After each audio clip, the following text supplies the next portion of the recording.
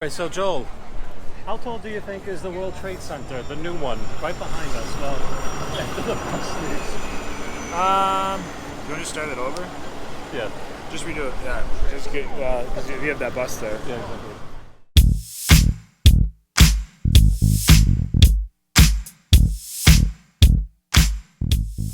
Hello travelers, Vic Shapercotta here, and today I'm taking my good friends Joel and Adam to Greenwich Village to go to the Stonewall Inn, where the beginning of the gay rights movement occurred in 1969. Greenwich Village, or locally known as just the Village, is basically the gayborhood of New York City, with many LGBT-owned restaurants, shops, and bars. If you're starting off at Penn Station, then take the ACE line from Penn Station down to West 4th Street. That will put you right in the middle of Greenwich Village. Or you can take the 1 line from Penn Station down to Christopher Street, Sheridan Square. This will take you even closer to the Stonewall Inn. Today, Adam, Joel, and I are taking a very crowded C train down to Greenwich Village to the West 4th Street station. As a tip, when taking the subway, remember to stand to the side of the subway doors to allow people to disembark first. Once people are off of the train, then you can enter the subway. Once you're at West 4th Street, to go to Stonewall Inn, go 1 block north. North is direction towards the Empire State Building, which you can see in the background right there.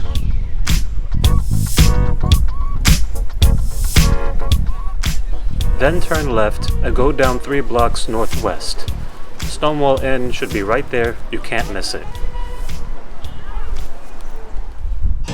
The Stonewall Inn is a very important landmark in American history. On June 28, 1969, the Stonewall Inn was and still is a gay bar that was raided by police and arrested patrons and tried to force the bar to close down. The patrons resisted and confrontations continued over the next few nights in the nearby Christopher Park and on nearby streets.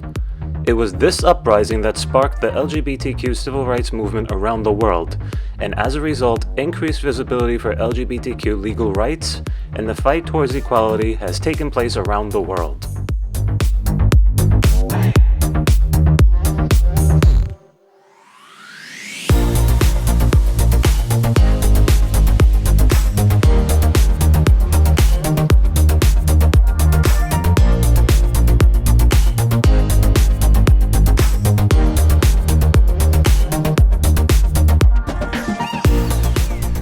Greenwich Village, I think, is one of the most beautiful neighborhoods in the city. When I was younger, I always wanted to live in the Village, but at an average rent of $3,000 per month for a 1-bed, 1-bath, I chose to live in the suburbs for a much cheaper price. On our way to Hudson River Park, we passed by Christopher Street Station. It has a clear, unobstructed view of the new World Trade Center. To go to Hudson River Park Pier 45 from Stonewall, just walk west. It's just right across the West Side Highway. So how tall do you think the new World Trade Center is? One World Trade, including the antenna. Very tall. Give a number. Give a number. I'll give you a hint. What Okay. year did America gain its independence? Mind you, he's from Canada, so it's not common knowledge for him. 1776. Yes, that's exactly right.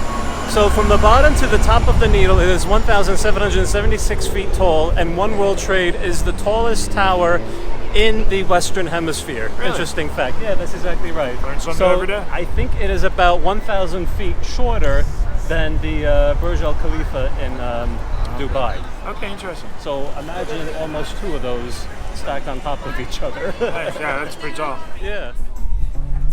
And here we made it to Hudson River Park, Pier 45, where I absolutely love watching the sunset. As an interesting historical fact, in 1807, the first steam-powered boat, the Clermont, was launched from Pier 45, this exact pier.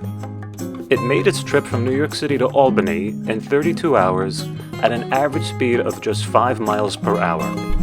Today, Pier 45 is part of the Hudson River Park, a series of commercial piers that were converted to park areas along the west side of Manhattan. Pier 45 is also one of the most popular spots, too.